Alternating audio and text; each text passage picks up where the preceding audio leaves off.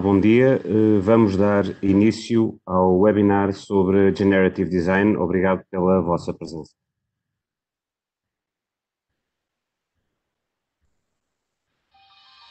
What inspires us to innovate? It's not a company mission, but inspiration for a cause. Ashley Kimball, a high schooler who designed a prosthetic leg for a veteran Catholic line. Zipline, who built drones that sends medical supplies to remote areas of Tanzania under the drive. And the engineers at NASA have it too. Whether you're a company of 1 or 1,000, you need the tools that meet your personal needs and that adapt to your requirements. You need the tools today that drive you to build tomorrow's products. Accelerator, catalyst, digital transformation.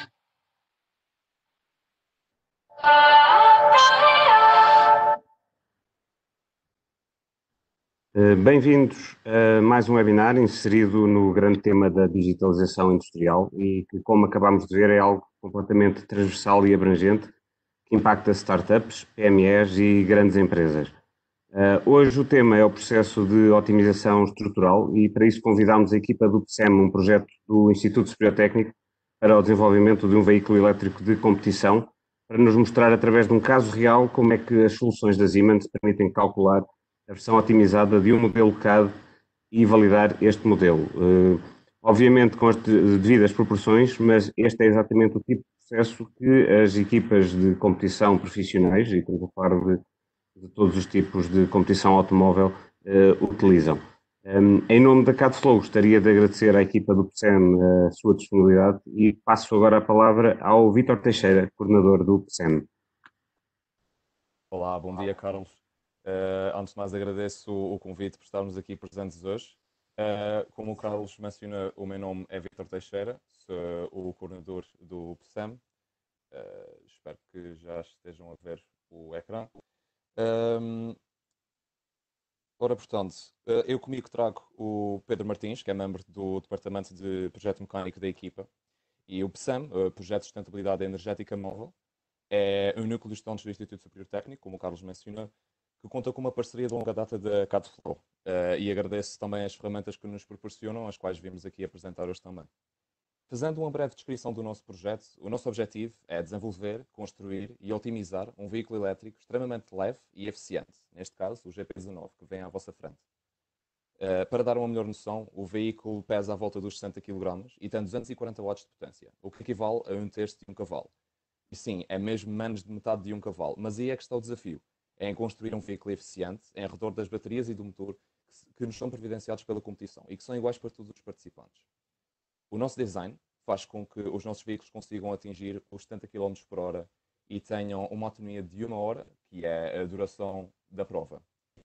Recebemos por 2 vezes o troféu do melhor projeto de engenharia, com o Siemens Engineering and Design Award, e no ano passado conquistamos o 2º lugar na prova escocesa em East Fortune. É contando já com quase 7 anos de experiência que agora estamos a projetar o nosso 4º veículo, o GP21, que já tem melhorias relativamente ao seu antecessor, o GP19, tanto mecânicas como, por exemplo, no sistema de direção, como aerodinâmicas em termos de drag, resistência aerodinâmica. Se quiserem ficar a saber mais sobre o nosso projeto, podem-nos seguir nas nossas redes sociais, o mpsem.tecnico.lisboa.pt, onde publicamos regularmente conteúdo sobre os nossos carros antigos, sobre os atuais e também sobre o estado atual do projeto. Dito isto, começamos então por abordar o tópico programado para hoje. Portanto, para a otimização estrutural de qualquer um dos nossos componentes mais complexos, que são o suporte dos veios traseiros e o suporte dos pneus dianteiros, que normalmente chamamos de porta-cubos, nós começamos sempre por consultar os designs anteriores e os seus autores. É extremamente importante ter o feedback dos antigos membros da equipa para que possamos analisar os prós e contras dos componentes do veículo. E não é apenas a nível estrutural, é também a nível de complexidade de maquinação, de manutenção, de montagem, entre outros. Isto porque uma peça perfeita em termos estruturais é provavelmente uma peça extremamente complexa de se produzir. Logo tem de haver um compromisso entre todos os fatores, mas o objetivo mantém-se. Aliás, nós seguimos o lema de um esplêndido engenheiro britânico de Fórmula 1 e fundador da Lotus Cars, o engenheiro Colin Chapman, que insistia que a simplicidade e baixo peso eram as chaves para um veículo competitivo. Seguindo os conselhos dos membros antigos, começamos a desenvolver alguns conceitos iniciais dos novos componentes. Baseamos também na nossa própria pesquisa e conhecimento teórico e técnico. Como é óbvio, temos sempre a consideração o regulamento da competição, as componentes adjacentes às que estamos a projetar e a complexidade de manutenção e montagem para que não sejam problemas durante as competições. Assim começamos com algo deste género, com um design inicial. Portanto, este é o porta-cubos numa fase inicial do design. Na zona superior e inferior temos os pontos de montagem com as anteparas, como podem ver aqui na imagem à esquerda. Aqui ao centro encaixa um rolamento com o semi-eixo dianteiro e este é o ponto de montagem do braço de direção que, ligado com o tirante, que é ligado com o tirante ao volante. E este é basicamente o nosso processo. Nós partimos de um design inicial, que é isto que o Pedro vai descrever a seguir. Nós passamos depois para o Geometry Design para fazer uma primeira aproximação, tendo em conta os esforços e os constrangimentos aos quais a peça está sujeita, e numa fase final de validação de resultados e de design, nós passamos para um outro software da Siemens, que é o Siemens NX, para fazer as simulações, não só a esta componente em si, como também ao assembly, portanto, ao conjunto à qual ela está montada, para ter uma representação mais realista das cargas e constrangimentos. O Pedro vai agora detalhar estes últimos 2 passos, descrevendo cada um dos passos que nós seguimos para obter o resultado final. Obrigado. Bom dia, vou então agora partilhar o ecrã. Então aqui, como vemos, esta peça é um maciço metálico e não justifica ser completamente sólida. Nós simplesmente precisamos de analisar onde está a maior concentração de esforços para, em primeiro lugar, verificar se a peça cumpre os requisitos de 30 kg de carga nominal, ou seja, sendo que o carro mais o piloto tem cerca de 120 kg no total, com uma distribuição de peso 50-50, temos 30 kg em cada roda. Temos também que garantir que o design suporta até 60 kg de força de impacto. Isto no caso de haver uma cova grande numa determinada pista. Isto porque há de facto algumas pistas em que não estão com o pavimento fresco, digamos assim. Depois, os sítios que tiverem menor concentração de esforços são possivelmente os locais onde podemos modificar a geometria da peça e retirar material para que esta seja mais leve possível. Portanto, agora pondo as mãos na massa, para fazer esta análise, iniciamos o Generative Design, aqui nesta aba em cima, e escolhemos a peça, primeiro queremos o estudo generativo, e escolhemos a peça no espaço de Design. Clicamos Enter. Depois definimos as regiões indeformáveis, ou seja, por exemplo, aqui na região central, onde irá encaixar um rolamento e um veio de aço que, por motivos óbvios, para não danificar o rolamento, tem que manter a sua forma. Logo escolhemos aqui, preservar a região, esta região aqui, um deslocamento de 1 milímetro e Enter. Depois temos que impor umas restrições, segundo os graus de liberdade. Um grau de liberdade é uma orientação ou um eixo segundo o qual a peça ou um pormenor da mesma se pode mover. E podem ser translação e rotação, segundo o eixo XYZ. Estas restrições são implementadas em locais na qual a peça irá estar limitada, caso esteja montada a outro elemento ou um conjunto, por exemplo. Temos aqui este que fixa os 6 eixos ou 6 graus de liberdade e este que só fixa os de translação. Nós escolhemos o que fixa os 6 graus, aqui neste local que é onde ela se irá unir ao resto do carro. Vamos a um deslocamento de 1 milímetro, e está. E com este já só falta uma coisa. Passamos às cargas a quais a peça está submissa. No Generative Design, nós não temos tantas opções como no NX, que é onde nós efetuamos os testes, mas já as necessárias. Temos aqui gravidade, que se pode ter ligada, mas não é muito relevante para o caso de estudo. Podemos definir o eixo em que ela atua. Depois temos o torque, que é utilizado caso haja uma força rotacional a atuar. Existe a pressão, caso esteja a ser causada pressão por um elemento externo, em que selecionamos aqui uma superfície em que ela atua. E temos a última carga, que é a mais simples, contudo a mais utilizada. A força aqui, que é aplicada devido a outros elementos ou fatores externos. Vamos aqui, aplicamos a força causada pelos travões. Selecionamos aqui esta superfície, mais estas duas. Pomos 400 newtons, que é essa a força, e depois o deslocamento 1 milímetro, que é onde está. E depois temos também a força causada pela reação ao peso, que é aqui na zona do eixo, em que pomos 400 newtons, sim, pomos 400 newtons, mas primeiro tenho de indicar as componentes. Aqui em forças, tipo de direção, seleciono componentes, 0 para o X, e depois no Z ponho só 400 newtons para cima. Deslocamento ponho 1 milímetro. E já está. E antes de proceder à geração da peça, é também necessário escolher o material. Temos aqui tabela de materiais. O que nós escolhemos é alumínio 7075T6. E com isso feito, vamos aqui a configurações de fabricação e definir como será a estrutura e o método de fabrico. Selecionamos em primeiro lugar a opção para criar ou a opção para mitigar a criação de vazios no interior da peça, em evitar a criação nulo delimitado, pois isso seria impossível de maquinar. Depois escolhemos o eixo de Overhang Prevention, ou eixo de prevenção pendente. Para explicar melhor, imaginem que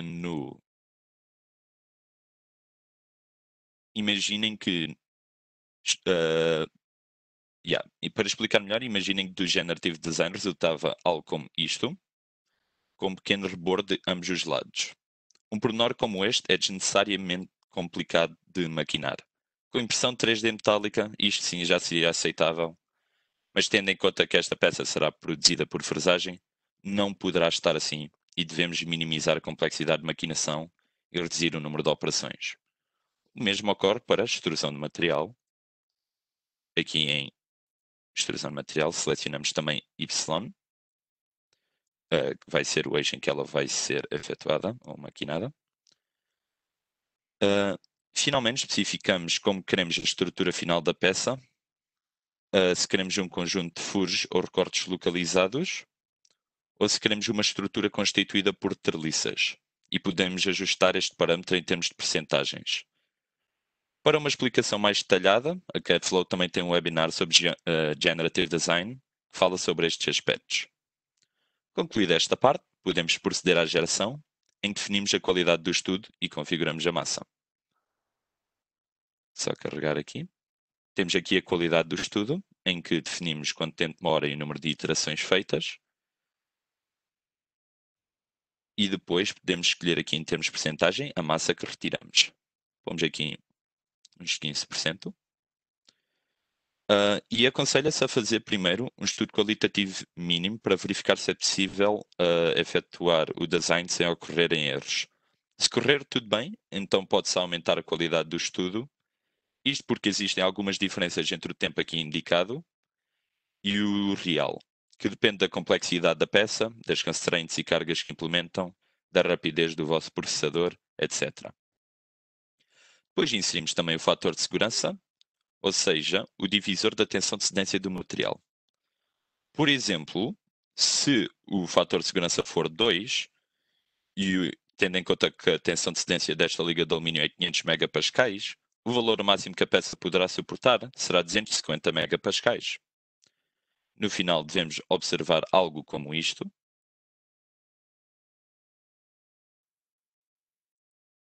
Só desligar aqui. Devemos observar algo como isto, em que a peça sofreu a redução pretendida consoante as condições que definimos.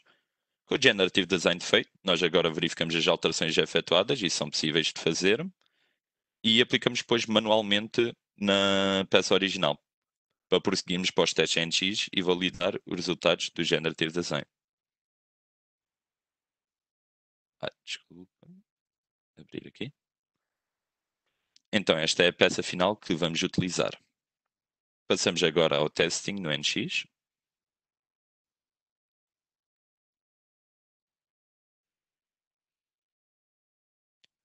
Vamos aqui a Open. Depois, ambiente de trabalho. Temos de selecionar aqui Solid Edge Part Files para ir buscar a do Solid Edge. Selecionamos então. E estamos agora na fase final. Importamos a peça para o NX, já está. E depois criamos o FEM dessa peça. FEM significa Finite Element Method, em português, método dos elementos finitos. E para descrever isto temos de dar um passo atrás. É bastante complicado e dispendioso, em termos de tempo e tal como no velho ditado, tempo é dinheiro. Fazer uma análise computacional a um meio contínuo, ou seja, uma peça sólida constituída por uma infinidade de pontos. Logo, é preferível fazer uma aproximação através do que chamamos a discretização do domínio.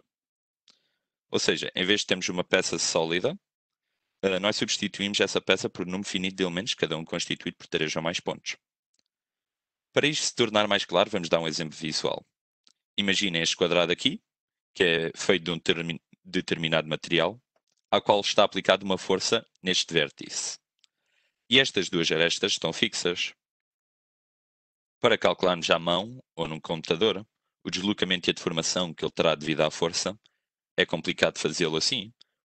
O quadrado tem uma infinidade de pontos, sendo estes átomos e moléculas nas suas arestas e na sua superfície. Como tal, fazemos uma aproximação. Podemos substituir este quadrado por 4 pontos, um em cada vértice. Nós chamamos estes pontos de nós. Este conjunto de nós, ou este elemento, faria uma aproximação grosseira, porque basicamente sabemos que estes 3 nós estão fixos e este move-se. Não conseguimos saber mais sobre as duas arestas que estão livres, nem sabemos da superfície do quadrado em si.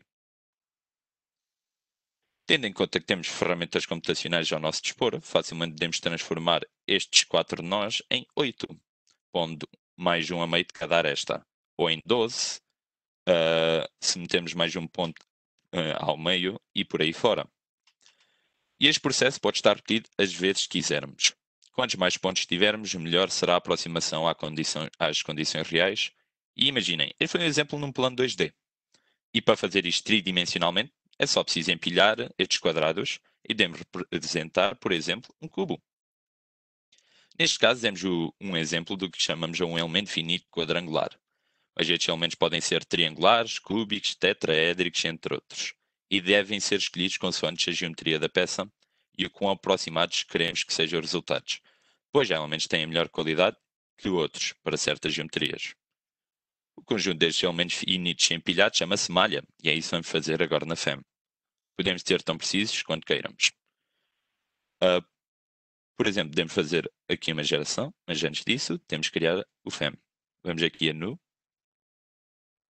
selecionamos aqui Type FEM, podemos pôr aqui o nome, clicamos OK. Depois aqui temos selecionado Create Idealized Part, temos como solver SimpSend Ternastrum. Nós vamos fazer uma análise estrutural, logo escolhemos essa. Como nós temos um objeto não uniforme 3D, nós não selecionamos 2D Solid Option. Depois clicamos em OK. Com isso, para começar, designamos o material. Temos aqui uma biblioteca de materiais em que selecionamos o corpo e depois temos disponível o alumínio 7075T6, que é o que nós tínhamos. Desculpe, isto é as configurações. Que tínhamos no Generative Design. Clicamos Apply e fechamos. Com isso, depois temos aqui as várias opções de malha ou de mesh. Temos desde 3D tetrahedral, hybrid, temos a 2D e 1D. Contudo, uma das mais simples é esta, que é a tetrahedral. Vamos escolher a tetrahedral de 4 nós. Podemos reduzir o tamanho do elemento quando quisermos, contudo, isto vai aumentar o tempo de cálculo exponencialmente. Ou seja, podemos pôr 0,1 mm e seria muito, ou 0,1 mm, e seria muito mais preciso, contudo, aumentaria o tempo de cálculo desnecessariamente. Ou não seria desnecessariamente, mas para este caso é só para ser rápido. Clicamos, depois selecionamos o corpo e OK.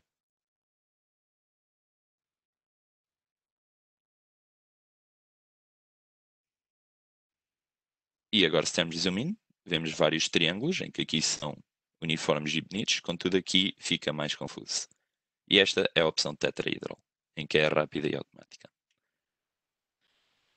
E com isto nós podemos então fazer a simulação desta peça.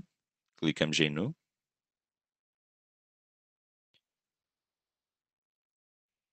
Clicamos depois em Sim. Podemos dar um nome.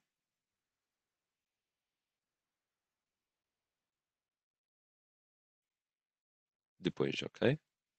Foi feita, passamos para cima, que é onde nós vamos definir as cargas e os constrangimentos que definimos no Generative Design.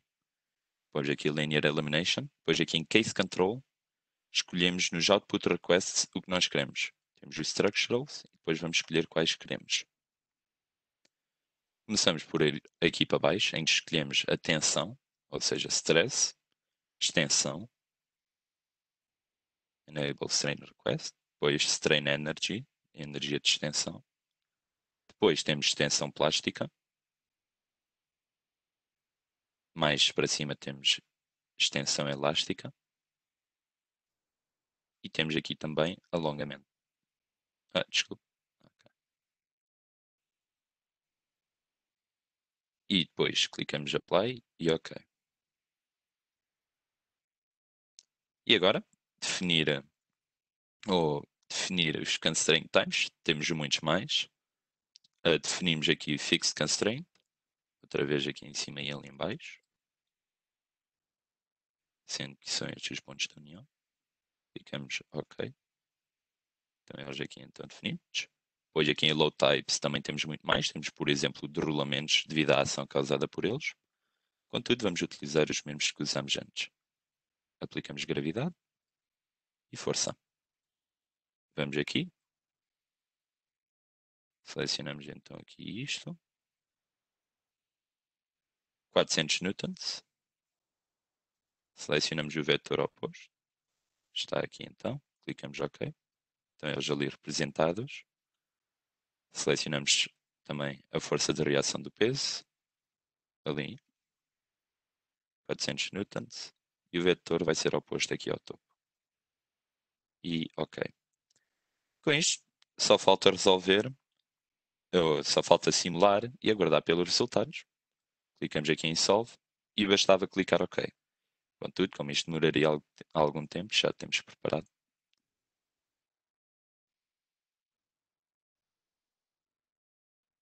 E está aqui os resultados daquela simulação sobre o stress ou a tensão. Como era esperado, haverá uma maior deformação elástica na região onde se encontra o veio, assim como nos pontos de montagem com os suportes desta peça. Mas desde que o valor máximo da tensão não ultrapasse a tensão máxima do domínio elástico do material, ou seja, a tensão de cedência, isto tendo em conta que o nosso fator de segurança, a peça não sofrerá deformação permanente ao longo dos testes e da competição em que o carro participe. No nosso caso, a tensão de cedência do alumínio T70-75T6 é 500 megapascais. Nós só temos como máximo 21 megapascais. Ou seja, estamos seguradamente abaixo do domínio de tensão. E pronto, temos assim concluída a primeira iteração do processo de design. E isto para nós não acaba aqui. E é este o ponto em que voltamos para o papel, ou neste caso para o Solid Edge, e podemos fazer ajustes evolutivos a esta mesma peça. Ou então temos uma abordagem mais revolucionária e desenhamos uma outra peça do zero, para depois comparar os resultados de peso, resistência e complexidade com esta que aqui temos. Ao fim de uns meses de design e testes, temos a nossa peça concluída e o carro mais perto do assembly final. Obrigado. Obrigado em nome da CADFLU aos membros do PSEM que fizeram este webinar. Eu agora deixava aos participantes um espaço para fazerem algumas perguntas que queiram colocar sobre este webinar e sobre este tema do Generative Design, que é cada vez mais premente nos métodos de fabricação.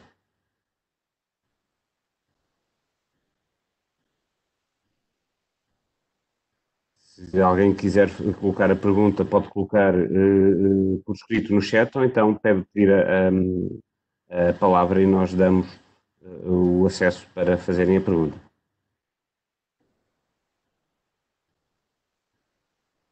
Tenho aqui uma pergunta no chat que perguntam se no carro quantos elementos, quantas peças é que têm com esta tecnologia, em que usaram esta tecnologia. Ora bem, conseguem-me ouvir? Ok, eu espero que me consigam ouvir. É assim, no nosso carro, em termos de utilização do Generative Design, as peças mais complexas são normalmente aquelas que requerem uma maior intensa fase de testes e de otimização estrutural.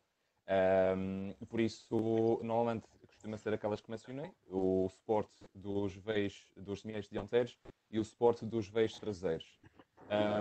Há outras, por exemplo, que nós fazemos testes, mas fazemos diretamente testes estruturais, como por exemplo no caso da roll bar do carro. Nós não fazemos tanto um generative design, nós cingimos ao que está descrito no regulamento, que provavelmente é das partes do carro que tem a que sofre um escrutínio mais intenso, por motivos óbvios, é um elemento de segurança, e nós passamos diretamente para os testes aí nesse caso. Mas sim, portanto, acho que respondi à pergunta. Tenho aqui uma outra pergunta em que perguntam qual é a diferença para a optimização topológica. Eu aqui penso que, se quiserem responder, mas penso que estamos a dar dois nomes exatamente à mesma tecnologia. Era um bocado isso que estava a pensar. Sim, eu penso que é semelhante. Sim, são diferentes nomes. Generative Design ou optimização topológica, penso que é similar. Portanto, neste caso, são apenas dois nomes diferentes para designar a mesma tecnologia.